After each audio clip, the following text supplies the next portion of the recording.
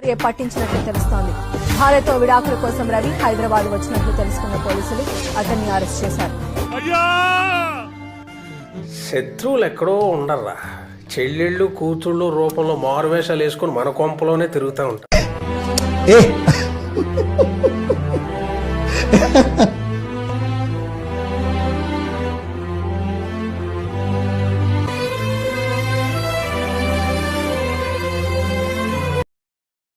మళ్ళీ వస్తాడు నా సలార్. మహిష్మతి ఊపిరి పీల్చుకో, బాహుబలి మళ్ళీ తిరిగి వచ్చేస్తాడు.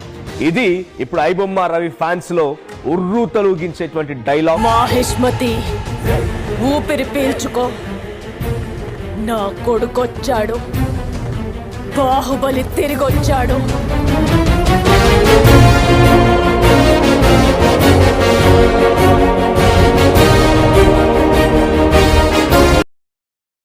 అది ఎనర్జీ. ఐబొమ్మ మళ్ళీ తిరిగి వచ్చేసింది. Yes, it's working. ఐబొమ్మ మళ్ళీ తిరిగి వచ్చేసింది.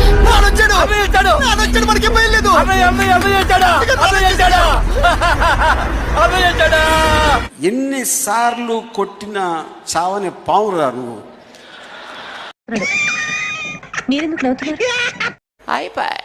అయితే ఈసారి ఎవరికి ఊహకందని రీతిలో ఎస్బీఐ బ్యాంక్ పేరిట, ఎస్బీఐ టర్మ్ ఇన్సూరెన్స్ పేరిట ఒక వెబ్సైట్ ఓపెన్ చేసి దాంట్లో కూడా సినిమాలు పెట్టాడంటే ఏం మాట్లాడుతున్నావురా? నరాలు కట్టి వీడు మామూలోడు కాదురా బాబోయ్. నిజంగా ఎవరికి అంతు చిక్కడం లేదు.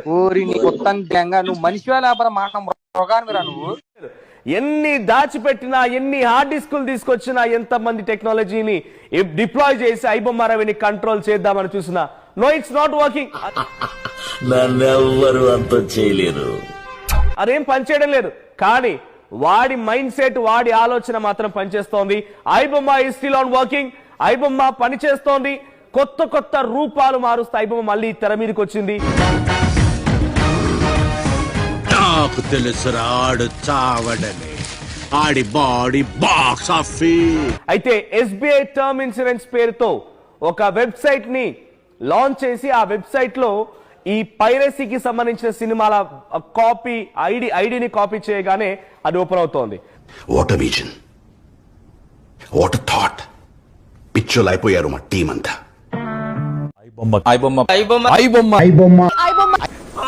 పుట్టించిందే వాడు.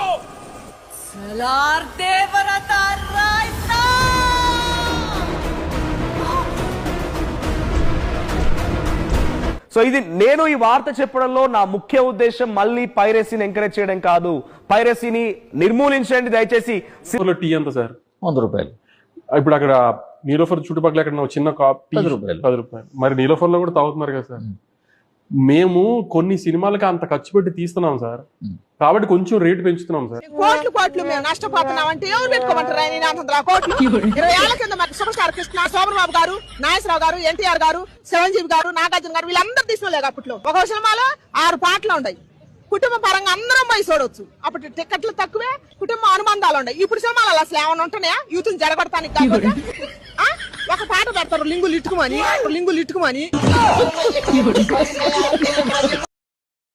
కొన్ని సినిమాలు ఏంటి సార్, ఇవాళ ప్రతి సినిమా ఇటీవల కాలంలో ఏ సినిమాకి 50 రూపాయలు రేటు పెంచలేదు చెప్పండి. అదే అన్నాను సార్. ఇప్పుడు 150 రూపాయలు టికెట్ సార్. మళ్ళీ ఇది కాంట్రవర్సీ అవుతుంది నాకు తెలుసు. అరుస్తున్నాడు భయ్యుడు, ఎదురు మాట్లాడుతున్నారు. మీ ఒపీనియన్ ఓపెన్ 100 రూపాయలు 150 రూపాయలు టికెట్ ఉంది సార్. ఆంధ్రాలో 100 రూపాయలు ఎంత ఉంది. 50 రూపాయలు పెంచడం మూలాన మీకు నిజంగా నలుగురు వెళ్తే 200 రూపాయలు పెరుగుతుంది. ఎంత అది ఒక ఫ్యామిలీ మీద లోడ్ అవుతుంది. అరే వాళ్ళు రేట్లు పెంచుతున్నారు కదా. ఏ పెద్ద పెద్ద హీరోలు ఏ సినిమాలు తీసిన 1000 రూపాయలు 1500 డబ్బును పడిపోతున్నాడు థియేటర్ కి. డబ్బులు లేని నిరుపేదలు ఉంటారు, ఏంటంటే పల్లెటూరులో పనిచేసే రైతులు ఉంటారు. వాళ్ళు ఒక ఫ్యామిలీ ఉంటుంది, 4-3 ఉంటారు. వాడు ఎవరు టికెట్ పెట్టుకుని పోతాడు అన్న 4000 రూపాయలు అయితే ఈ టికెట్లకి ఎవరైనా ఇస్తాడు చెప్పండి? ఏదైనా కాలక్షేపానికి ఒక సినిమా చూద్దామన్న థియేటర్కి పోయే అవకాశం ఉండదు. ఏదో కొంచెం తను చేస్తే ఫోన్ లో వచ్చి కరెక్టే కదన్నా. నేను తనకు మాత్రం రవికే సపోర్ట్ చేస్తున్నా అంతే. నిజం చెప్పండి సార్, మీకు కాదు కదా, నెలకి మల్టిపుల్ గా ఎన్ని సినిమాలు వస్తున్నాయి? కనీసం నెలకి 4 అయితే మంచి సినిమాలు. అవును సార్, కానీ బాగున్న సినిమానే కదా. సో ఒక్క రీజన్ చెప్పండి నాకు తెలుగు సినిమా చూడడానికి, ఒక తెలుగు సినిమా ప్రేక్షకుడికి. ఏదో కులాల పేరు చెప్పి, స్టార్ హీరోల పేర్లు చెప్పి, బానిసత్వం పేరు మీద టికెట్లు అమ్మడం తప్పించి ఏం ప్రొవైడ్ చేస్తుంది ఈ రోజు తెలుగు సినిమా అనేది? సో ఎందుకు వస్తాడు ఒక తెలుగు సినిమా ఆడియన్స్ అనేటువంటి థియేటర్ కి? అదే క్లియర్ గా రిఫ్లెక్ట్ అవుతుంది ఈ రోజు. నిన్న ఒక ప్రొడ్యూసర్ అంటాడు, ఈ సినిమా నడిపియడం మీ బాధ్యత అని ఆడియన్స్ కి చెప్తున్నాడు. ఫ్లాష్ బ్యాక్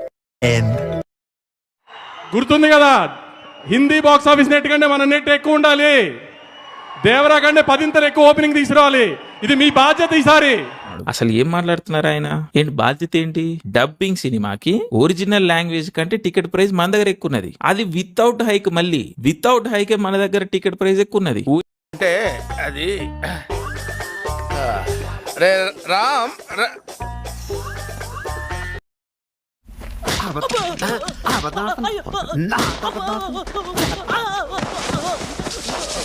దయచేసి సినిమా రంగాన్ని కాపాడండి, సినిమా ఇండస్ట్రీకి సహకరించండి. చాలా మంది కార్మికులు, చాలా మంది కూడా దానిపై ఆధారపడున్నారు. ఒక 20-25 ఉంటాయి, బట్ ఆ 25 సినిమాలే పైరసీ అవుతున్నాయా? ఆ 25 సినిమాలే పైరసీ అయ్యి ఆ 25 సినిమాలనే చూస్తున్నారు. లేదు కదా, మొత్తం అన్ని సినిమాలు, చిన్న సినిమా అవ్వచ్చు, పెద్ద సినిమా అవ్వచ్చు, 100 రూపాయల టికెట్ ఉన్న సినిమా అవ్వచ్చు, 150 రూపాయల టికెట్ సినిమా అవ్వచ్చు, అన్ని సినిమాలని కూడా చూసేస్తున్నారు కదా. థియేటర్ లో 5 రూపాయలకు వచ్చే పాప్కార్న్ 500 అమ్మితే వాళ్ళ తప్పు కాదు, అసలు వాళ్ళని అరెస్ట్ చేయరు. వాళ్ళు చేసేది తప్పు అసలే కానే కాదు, వాళ్ళని ఎవరు పట్టించుకోరు. 50 రూపాయల నుండి 300లకు అమ్మే టికెట్ ని 500 నుండి 5000లకు అమ్మితే వాళ్ళ తప్పు కాదు, వాళ్ళని ఎవరు అరెస్ట్ చేయరు, వాళ్ళని ఎవరు ఏమనరు. సినిమా థియేటర్ లో బైక్ పార్కింగ్ చోట 10 రూపాయలు తీసుకునే ప్లేస్ లో 100 రూపాయలు తీసుకుంటే వాళ్ళ తప్పే కాదు, వాళ్ళని ఎవరు అరెస్ట్ చేయరు, వాళ్ళని ఎవరు ఏమనరు. ఒక పేదవాడు ఒక సినిమాకు ఇంత ఖర్చు పెట్టలేక ఒక సినిమాని హ్యాక్ చేసి ఆ సినిమాని తను చూస్తూ తన లాగా చూడని వాళ్లకు చూపిస్తే మాత్రం అది తప్పు. జనరల్ ఏంటంటే ప్రొడ్యూసర్స్ అంటే ఏదో డబ్బులు ఉన్న వాళ్ళు, ప్రొడ్యూసర్స్కి ఏం పర్వాలేదు కొంచెం లాస్ వచ్చినాయంటే, అందరు ప్రొడ్యూసర్స్ అట్లా కాదు. ప్రొడ్యూసర్స్కి ఉన్న కష్టాలు మేము మాట్లాడడం బయటకు, ఎందుకంటే ఎప్పుడు ఒక హైప్లో ఉంచుతాం. ఒక ఐటమ్ సాంగ్ పెడితే ఒక 1-2 కోట్లు ఇస్తారు, ఏంటికి ఇస్తారా? మీ కింద ఒక్కొక్క సినిమా తీయాలంటే మీ కింద సన్నకారు వాళ్ళు ఎంత మంది పని చేస్తే మీ సినిమా హిట్ అవుతుందో వాళ్ళకి ఏమైనా రేట్లు వేస్తారా? నేను జూనియర్కి పోయి చూసిన, వాళ్ళ పేర్లు నాకు చెప్పరాదు, కానీ లైట్ మ్యాన్ వాళ్ళు అంటారు, చిన్న వాళ్ళ అందరి పేర్లు నాకు చెప్పరాదు. వాళ్ళ కింద ఉండేవాళ్ళు ఎంత కష్టపడుతున్నాయా మీకు తెలియదు. వాళ్ళకి ఏమైనా జీతాలు పెంచుతారా? వాళ్ళకి ఏమైనా రేట్లు పెంచిస్తారా? వాళ్ళకి ఇయ్యరు. ఒక సినిమా గెలిస్తే మీరు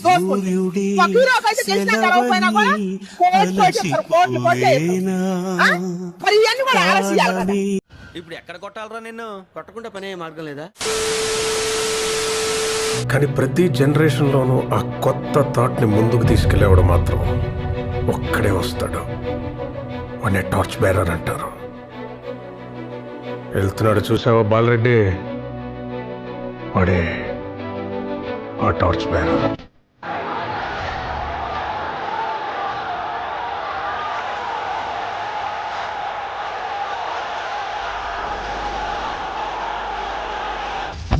నాయకుడు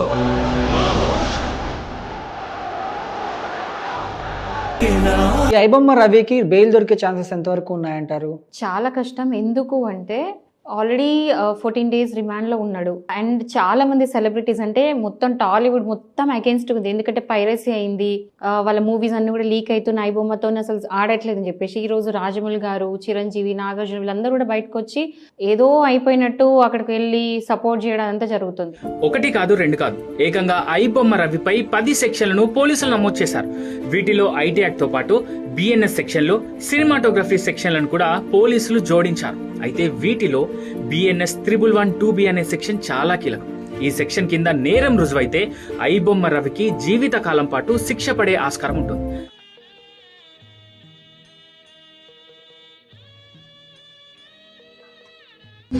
ఎంతమంది స్పెషలిస్టులైనా పిలిపిద్దాం. ఐబొమ్మ ఓనర్ రావాలి. ఎంత పెద్ద లాయర్ వచ్చినా ఐబొమ్మ ఓనర్ తిరిగి రావడం కష్టం. అలా అనకండి సార్, మీరు ఏదైనా తీసుకురారు సార్, ఐబొమ్మ ఓనర్ తీసుకురారు సార్ మీరే. లేదు బాబు, 1% ఛాన్స్ కూడా లేదు మనకు. మీరే అలా అంటే ఎలా సార్? అన్నయ్య పక్క తిరిగి రావాలి, మీరే ఒకటి చేయాలి సార్, ప్లీజ్ సార్. చెప్తుంటే అర్థం కదా, అసలు అతను తిరిగి రానికి ఛాన్స్ లేదు. ఐబొమ్మ కేసులో అరెస్ట్ అయిన రవికి తన కేసు నేను వాదిస్తానంటూ విశాఖపట్నానికి చెందిన ప్రముఖ లాయర్ సలీం ముందుకు రావడం అయితే జరిగింది. ఆ గుండె మా అన్న ఎక్కంది కాదు సార్, 10 కోట్ల మంది జనం సొంతం చేసుకున్న గుండె సార్ అది. నువ్వు వాదించు, వాదించండి సార్ మా కోసం, ప్లీజ్ సార్, కేసు గెలవండి సార్, ప్లీజ్ సార్. ఎందుకు సార్ ఇలాంటి స్టాండ్ తీసుకున్నారు? లేదు, ఇప్పుడు రవి కోసం ఎవరు కూడా ముందరికి రాలేదు. నేను వచ్చాను. నేను వచ్చిన తర్వాత నాకు సానుభూతి వచ్చేసింది చాలా. నిన్న నుంచే చూస్తున్నాను మీమ్స్, సార్ మీ గుండె ధైర్యంకి మేము గుడి కడతామంటున్నారు.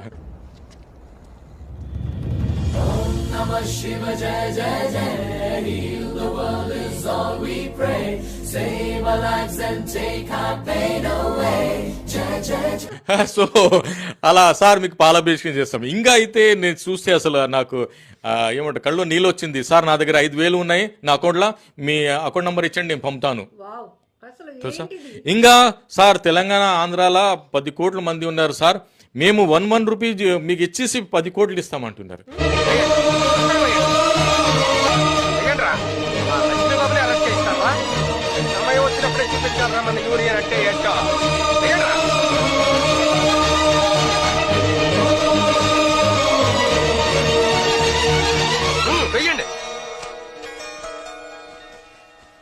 తీసుకో, ఈ డబ్బు సరిపోకపోతే మా జీతాల నుంచి కట్ చేసుకోండి. అంతేకాని లక్ష్మి గారి చేతులకి సంకెళ్ళు పడితే ఇక్కడ ఎవ్వడి చేతులు మిగలవు. నాకంత ప్రేమ లేదు, పగ లేదు మేడం. ఆడంత ప్రేమ లేదు, నాకు పగ లేదు. ఎవడ కర్మని ఆడు చేశాడు కాబట్టి ఆడే అనిపించాలా? మా దేవుడు అయినా నాకు పోలీసులు మరి ఏం చేస్తారో నాకు తెలియదు, కానీ వాళ్ళు ఇప్పుడు వచ్చి నా దగ్గర రాలేదు, అడగలేదు కూడా. ఎవరు రాలేదు, అడగలేదు. నీకు నచ్చినా నచ్చకపోయినా నీకు ఒక్కడే వారసుడు. భోగినేని వీర వెంకటరమణ.